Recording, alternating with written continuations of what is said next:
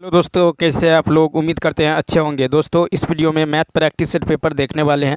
यह वीडियो बिहार शिक्षक भर्ती 2024 के लिए अति महत्वपूर्ण रहने वाला है, तो आप लोग लास्ट तक जरूर बने रहिएगा। तो चलिए देखते हैं क्वेश्चन नंबर 101 से। कल जो है क्वेश्चन नंबर 100 तक देख चुके थे। अब चलिए देखते हैं नेक्स्ट क्वेश्चन। कहा था एक घनाभ की विमाएँ 5:3:2 के अनुपात में है। यदि घनाभ का संपूर्ण पृष्ठ क्षेत्रफल जो है 1550 सेंटीमीटर स्क्वायर हो तो विमाएँ बताएं। तो देखिए यहाँ पे घनाभ की जो विमाएँ हैं ये दिया गया है। मान लेते हैं 5x, 3x और 2x। ठीक है, मान लेते हैं 2x।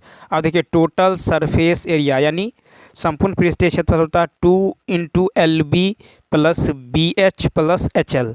ठीक है, क्या होता है 2 × लंबाई गुने चौड़ाई प्लस चौड़ाई गुने ऊंचाई प्लस ऊंचाई गुने लंबाई। तो देखिए ये हो जाएगा 1550 इज इक्वल टू क्या होगा, तो ये हो जाएगा 2 × यहाँ पे हो जाएगा 5 × 3 यानी 15x² प्लस B × H यानी 3 × 2 6x²। अब प्लस फिर क्या होगा तो 5 × 2 यानी 10x²। ठीक है, 10x²। अब देखिए तो यहाँ पे सॉल्व करेंगे तो x² बराबर कितना होगा 25 यानी x बराबर कितना होगा तो 5 होगा। x बराबर कितना होगा 5 होगा। तो इसीलिए विमाएँ निकल जाएगा आपको x का मान 5। तो 5 × 25 फिर 5 × 3 = 15 और 5 दूनी 10। 25, 15 और 10, 25 सेंटीमीटर, 15 सेंटीमीटर, 10 सेंटीमीटर यानी सी ऑप्शन। अब चलिए देखते हैं नेक्स्ट क्वेश्चन।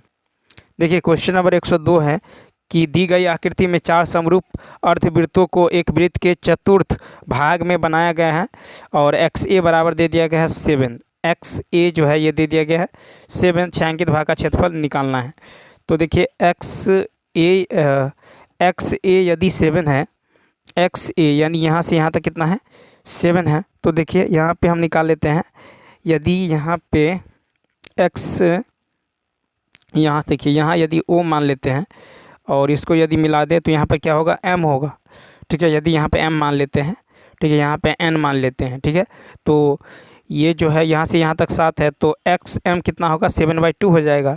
ठीक है, और MA कितना होगा यहाँ भी 7/2 हो जाएगा। ठीक है, कितना होगा 7/2। यदि यहाँ पे देखिए इस तरह से यदि यहाँ पे हम मान ले N, यहाँ पे मान ले M। ठीक है, तो XM जो हो जाएगा और MA जो हो जाएगा ये होगा कितना 7/2। ठीक है, अब देखिए XDZB का क्षेत्रफल।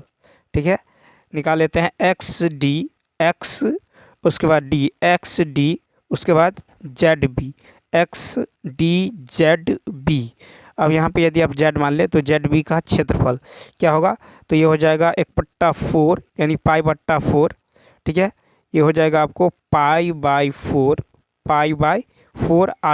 ठीक है, 1/4 पाई, ठीक है, r² यानी ये होगा 1/4। पाई का मान लेंगे 22/7 और रेडियस कितना हो जाएगा तो रेडियस हो जाएगा 14 यानी 14 गुने में 14। ठीक है, यहाँ पे देखिए ये कितना है 7 है तो यहाँ से यहाँ तक कितना होगा 7 यानी कितना होगा तो 14 हो जाएगा। ठीक है, तो r² इसको सॉल्व करेंगे तो 7 दूनी 14, 2 दूनी 4 और 11 दूनी 22 यानी 154 सेंटीमीटर स्क्वायर। कितना निकला 154 सेंटीमीटर स्क्वायर। ठीक है, अब देखिए तो 4 अर्धवृत्तों का क्षेत्रफल क्या होगा 4 अर्धवृत्तों का क्षेत्रफल। तो यहाँ पे देखिए 4 अर्धवृत्त का एरिया जो होगा क्षेत्रफल होगा ये होगा 4 गुने 1/2। ठीक है, 4 गुने 1/2 पाई r²। ठीक है, 4 गुने 1/2 पाई r² यानी ये हो जाएगा आपको 2 दूनी 4 यानी 2। पाई का मान 22/7 और r का मान 7/2। ठीक है, गुने 7/2 चूँकि यहाँ पे अर्धवृत्त का क्षेत्रफल निकाल रहे हैं। ठीक है, तो ये होगा 7/2 यानी ये हो जाएगा आपको 77 सेंटीमीटर स्क्वायर। क्या होगा 77 सेंटीमीटर स्क्वायर। अब देखिए छायांकित भाग का क्षेत्रफल हम निकालेंगे। छायांकित भाग का क्षेत्रफल तो ये निकल जाएगा इस तरह से। देखिए छायांकित भाग इस तरह से वर्ग बन जाएगा, यहाँ से ये ऐसे देखिए तो छायांकित भाग का जो क्षेत्रफल निकल जाएगा ये निकल जाएगा आपको। ठीक है, छायांकित भाग का क्षेत्रफल बराबर होगा 2 × MOPX का क्षेत्रफल। 2 × MOPX का क्षेत्रफल माइनस त्रिभुज त्रिभुज MOX का क्षेत्रफल, MOX का क्षेत्रफल। तो देखिए ये निकल जाएगा 2 इंटू, यहाँ पर यदि हम x मान ले, यहाँ पे यदि m, यहाँ पे o, ठीक है, MO, और यहाँ पे n मान लेते हैं, ठीक है, n। तो यहाँ से यहाँ तक कितना होगा 3.5, कितना होगा 3.5। यहाँ पे p मान लेते हैं, तो यहाँ पे देखिए ये हो जाएगा आपको छायांकित भाग का क्षेत्रफल 2 इंटू MOPX का क्षेत्रफल, 2 इंटू MOPX का क्षेत्रफल माइनस त्रिभुज MOX का क्षेत्रफल, माइनस त्रिभुज MOX का क्षेत्रफल, यानी ये हो जाएगा 2 इंटू 1/2 इंटू, देखिए ये हो जाएगा 2 इंटू MOPX का क्षेत्रफल 1/4 पाई r², तो 3.5 का होल स्क्वायर, माइनस 1/2, फिर होगा त्रिभुज MOX का क्षेत्रफल 1/2 गुने आधार और गुना में कितना होगा ऊंचाई 3.5, ठीक है। इसको सॉल्व करेंगे तो ये हो जाएगा आपको ये हो जाएगा आपको 7 सेंटीमीटर स्क्वायर, ठीक है, 7 सेंटीमीटर स्क्वायर। अब देखिए छायांकित भाग का क्षेत्रफल जो हो जाएगा ये हो जाएगा आपको 154 माइनस 77, 154 माइनस 77 और प्लस में क्या होगा 7, 154 माइनस 77 प्लस में 7 हो जाएगा, यानी XDZB का क्षेत्रफल, ठीक है, XDZB का क्षेत्रफल को घटाएंगे, टोटल जो है क्षेत्रफल कितना है 154, तो 154 में से XDZB का क्षेत्रफल घटाएंगे, फिर उसमें जो है त्रिभुज MOX का क्षेत्रफल क्या करेंगे, या फिर त्रिभुज जो छायांकित भाग का क्षेत्रफल निकाल रहे हैं 7 सेंटीमीटर स्क्वायर, उसको ऐड करेंगे तो ये हो जाएगा आपको 77 प्लस 7, यानी ये होगा 84 सेंटीमीटर स्क्वायर, ठीक है, 84 सेंटीमीटर स्क्वायर, तो 84 यानी बी ऑप्शन। अब चलिए देखते हैं नेक्स्ट क्वेश्चन। देखिए नेक्स्ट क्वेश्चन है 103 है कि एक घनाभ की लंबाई उसकी चौड़ाई की 5 गुनी है, यदि आयत का क्षेत्रफल इतना है तो आयत की लंबाई ज्ञात करें। तो देखिए एक आयत की लंबाई उसकी चौड़ाई की कितना है 5 गुनी है, तो यहाँ पे मान लेते हैं यदि चौड़ाई को मान लेते हैं, ब्रेथ को x मान लेते हैं, तो लंबाई क्या होगा, तो लेंथ हो जाएगा 5x, ठीक। तो अकॉर्डिंग टू क्वेश्चन, तो देखिए आयत का क्षेत्रफल होता है, आयत का क्षेत्रफल है 3125, आयत का क्षेत्रफल होता है लंबाई गुने चौड़ाई, तो x का मान कितना निकल जाएगा 25, x का मान जो है कितना निकलेगा 25, तो लंबाई हो जाएगा आपको, लंबाई है 5x यानी 5 गुने 25, यानी कितना 125 सेंटीमीटर, 125 सेंटीमीटर। तो इसका जो राइट आंसर होगा ए ऑप्शन, क्या होगा ए ऑप्शन। अब चलिए देखते हैं नेक्स्ट। अब देखिए नेक्स्ट क्वेश्चन है कि बिंदु 1 4 और 9, -12 को मिलाने वाली रेखा को बिंदु 5, -6 किस अनुपात में विभाजित करेगा। तो मान लीजिए यहाँ पे जो है ए है, बी और यहाँ पे कोई पॉइंट पी, ए का कोऑर्डिनेट है 1 4, बी का है 9, -12, ठीक है, बी का है 9, -12 और यहाँ पे दे दिया गया 6 -6, ठीक है। तो कहता है कि किस अनुपात में, तो मान लेते हैं इसको के अनुपात 1 में विभाजित करता है, के अनुपात 1 में। तो यहाँ पे देखिए 6 बराबर जो होगा 6 बराबर होगा यानी mx2, m यानी k into 9 mx2 plus nx1, इसको m इसको n मान लेते हैं, nx1 बट्टा में m प्लस n यानी k प्लस 1, ठीक है, k प्लस 1। तो ये ऊपर में होगा 9k प्लस 1, ठीक है, तो 9k प्लस 1, तो यहाँ पे k का मान निकालिएगा क्रॉस गुना करके, तो k का मान निकल जाएगा 5/3, कितना निकलेगा 5/3। तो देखिए k का मान धनात्मक हो तो अंतः विभाजन तथा k का मान ऋणात्मक हो तो बाह्य विभाजन करता है। k का मान यदि धनात्मक होता है तो अंतः विभाजन होता है, और k का मान यदि ऋणात्मक होता है तो बाह्य विभाजन करता है।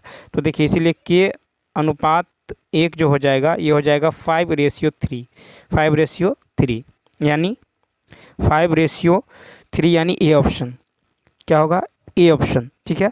तो k का मान धनात्मक है तो ये अंतः विभाजन होगा, अगर ऋणात्मक होता है तो बाह्य विभाजन होता, ठीक है। तो धनात्मक है तो ए ऑप्शन। अब चलिए देखते हैं 105 है कि यदि ए इतना, बी इतना, सी इतना एवं डी चतुर्भुज ABCD के शीर्ष बिंदु हो तो इसका क्षेत्रफल। तो मान लीजिए ये कोई चतुर्भुज है, ठीक है, मान लेते हैं ये है ए, बी, सी और डी। ABCD ये मान लेते हैं 4, -5, ये मान लेते हैं -5 और 7, और ये है -4 -5, ठीक है। -4 -5 ये है -1 -6, -1 -6। तो त्रिभुज ABC का क्षेत्रफल कैसे निकलेगा? त्रिभुज ABC का क्षेत्रफल ये हो जाएगा 1/2, ठीक है, 1/2 -5 ले लेंगे, 1/2 -5 इंटू -5 + 6, या देखिए इसको ऐसे भी निकाल सकते हैं। यहाँ पे कितना है तो 4, ठीक है, 4 -5 फिर -1 -1, 6, और या नहीं तो ऐसे कर लेते हैं। देखिए तो त्रिभुज का जो क्षेत्रफल होगा 1/2 x1 -5, ये हो जाएगा -5 + 6, ठीक है, -5 + 6, और -4 तो होगा -6 और -7, -6 और -7, फिर -1 लेंगे, यानी -1 लेंगे तो यहाँ पे होगा 7 + 5, क्या होगा 7 + 5, ठीक है। तो x1 लिए हैं, फिर x2 लिए हैं, फिर x3 लिए हैं, ठीक है। तो ये हो जाएगा आपको 1/2 -5 + 52 -12, यानी ये हो जाएगा 39/2, 39/2। अब देखिए 39/2, फिर जो है त्रिभुज ACD का क्षेत्रफल निकाल लेंगे। ये त्रिभुज ABC का क्षेत्रफल है, ठीक है। ACD का क्षेत्रफल निकालेंगे तो देखिए त्रिभुज ACD का क्षेत्रफल, ठीक है, त्रिभुज ACD का क्षेत्रफल क्या होगा 1/2 x1 -5 इंटू -6 + 5, फिर हो जाएगा x2, तो x2 है -1, तो -1 इंटू क्या होगा तो x2 -5 -7, फिर x3 लेंगे तो x3 + 4 x3, फिर यहाँ पर होगा 7 + 6, ठीक है, 7 + 6, यानी ये निकल जाएगा 69/2। अब देखिए दोनों को ऐड कर देंगे तो 69/2 + 39/2 ऐड करेंगे तो ये होगा 108/2, यानी 2 पंचे 10, 2 चौका 8, यानी 54, क्या होगा तो 54, यानी बी ऑप्शन, ठीक है। अब चलिए देखते हैं क्वेश्चन नंबर जो है 106 है कि यदि बिंदुओं A 2 5 और B x3 से होकर जाने वाली रेखा के प्रवणता 2 हो तब x का मान। तो देखिए x का मान निकालना है, तो यहाँ पे m बराबर क्या होता है, प्रवणता 2 है, यानी m बराबर होता है y2 - y1 बट्टा x2 - x1, ठीक है। तो m बराबर होता है y2 - y1 बट्टा x2 - x1।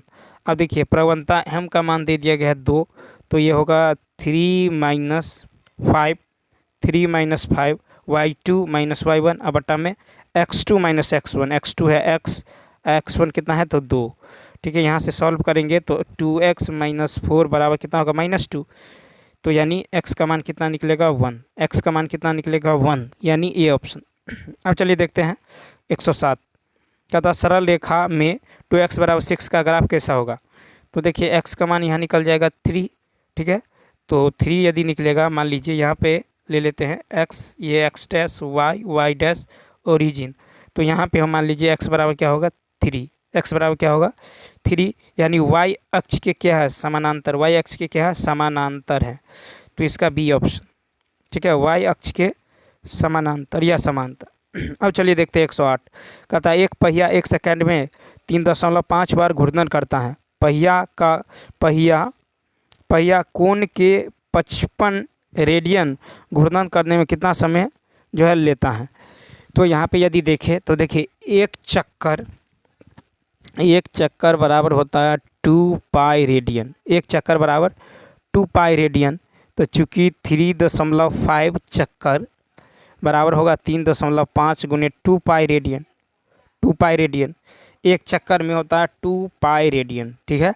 तो 3.5 चक्कर में कितना होगा 3.5 × 2 पाई रेडियन, यानी ये हो जाएगा 3.5 × 2 × 22/7, 7 पंचे 35, यानी 0.5, यानी ये हो जाएगा कितना तो 22 रेडियन, कितना होगा 22 रेडियन। अब देखिए 22 रेडियन, तो चूँकि पहिया जो है 22 रेडियन 1 सेकेंड में घूमता है, चूँकि पहिया 22 रेडियन जो है कितना सेकेंड में, तो चूँकि पहिया 22 रेडियन 1 सेकेंड में, देखिए 1 सेकेंड में इतना घूमता है, ठीक है। तो पाई रेडियन कितना होगा तो 1 सेकेंड में घूमता है, इसीलिए देखिए, इसीलिए पहिया 55 रेडियन, कितना, तो 55 रेडियन, 55 रेडियन घूमेगा 55/22 यानी 2.5 सेकेंड में, 2.5 सेकेंड में। ठीक है, 2.5 सेकेंड में, ठीक है, 2.5 सेकेंड में, क्योंकि यहाँ पे दे दिया गया है कि एक पहिया जो है 1 सेकेंड में इतना बार घूमता है, घूर्णन करता है। इसका मतलब हुआ कि 22 रेडियन जो है 1 सेकेंड में घूमता है, तो 55 रेडियन कितना सेकेंड में, 55/22 यानी 2.5 सेकेंड, यानी बी ऑप्शन, बी ऑप्शन। अब चलिए देखते हैं नेक्स्ट 109। देखिए 5/sec² theta plus 2/1 + cot² theta plus 3sin² theta. तो यहाँ पे ले लेंगे 5 cos² theta, 1/sec² theta cos² theta, और ये हो जाएगा आपको 1/cot² थीटा cos² थीटा यानी sin² थीटा। 1/cos² थीटा क्या होगा, तो sin² theta plus 3 sin² theta, यानी ये हो जाएगा 5 cos² theta, 5 cos² theta plus 3 sin² theta. यहाँ पे हो जाएगा आपको 5 यदि कॉमन करेंगे, 5 यदि यहाँ पे, और प्लस में देखिए यहाँ पे हो जाएगा आपको कितना, तो 5 cos² theta plus 2 sin² theta plus 3 sin² theta यानी 5 sin² थीटा। 5 कॉमन करेंगे तो cos² theta plus sin² theta यानी 1, 5 × 1 यानी 5। तो 109 का क्या होगा, 109 का होगा ए ऑप्शन। अब चलिए देखते हैं 110। 110 है कि यदि x बराबर इतना, y बराबर इतना, तो कहता है x के power 4 minus 4x² y minus 2x² plus इतना इतना का मान क्या होगा। तो यहाँ देखिए वो x बराबर है sin theta plus cos theta, y का मान है sin theta into cos theta दिया हुआ है। तो हम x के power 4 minus 2x² minus 2x², x के power 4 minus 4x² y minus 2x², उसके बाद माइनस प्लस 4y² और प्लस 4y² प्लस यहाँ पे होगा 4y, ठीक है, प्लस 4y और प्लस 1। तो ये हो जाएगा sin theta plus cos theta के पावर 4, ठीक है, sin theta plus cos theta के पावर 4।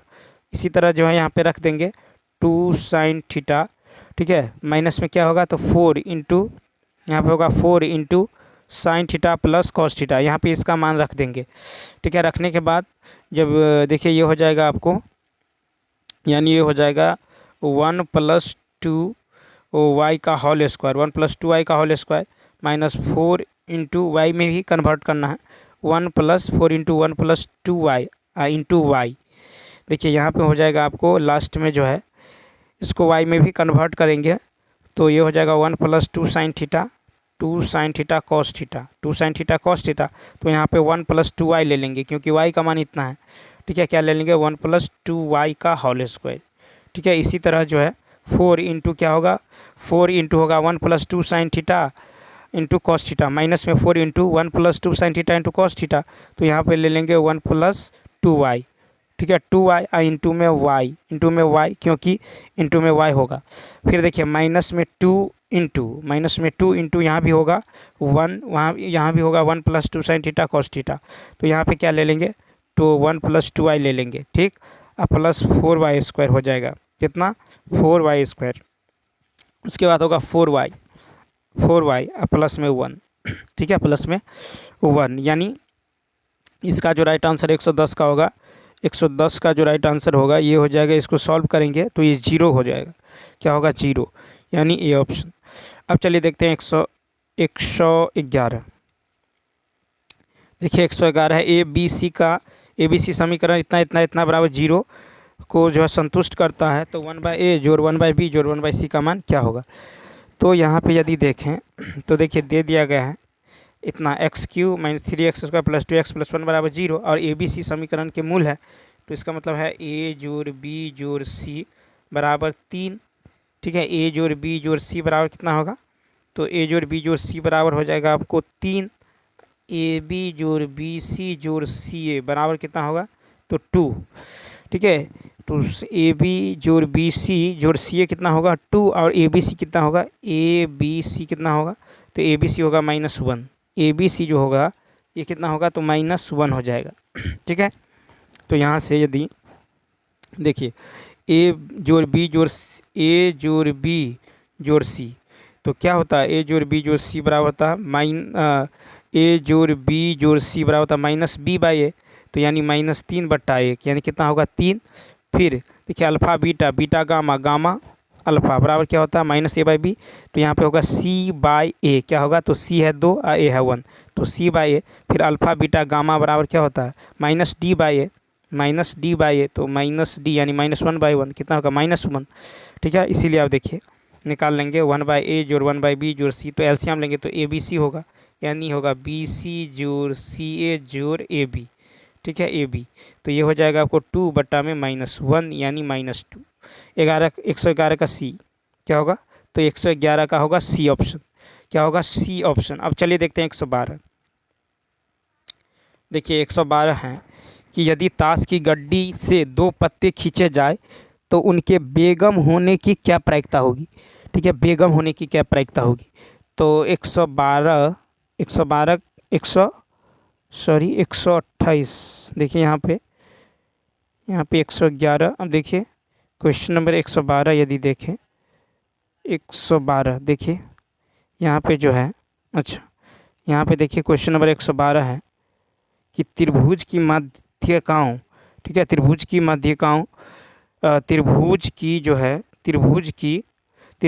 माध्यिकाओं का प्रतिच्छेदन बिंदु क्या कहलाता है। तो इसका होगा केंद्रक, बी ऑप्शन। त्रिभुज की माध्यिकाओं का प्रतिच्छेदन बिंदु क्या कहलाता है, केंद्रक कहलाता है। ठीक है, क्या कहलाता है, केंद्रक कहलाता है। ठीक है, 113 है कि एक त्रिभुज के आधार की लंबाई संगत चौड़ाई से 6 सेंटीमीटर अधिक है। संगत चौड़ाई को x मानेंगे तो लंबाई होगा x+6। ठीक है, x+6, 108 बराबर क्या होगा 1/2 इंटू x+6 इंटू x।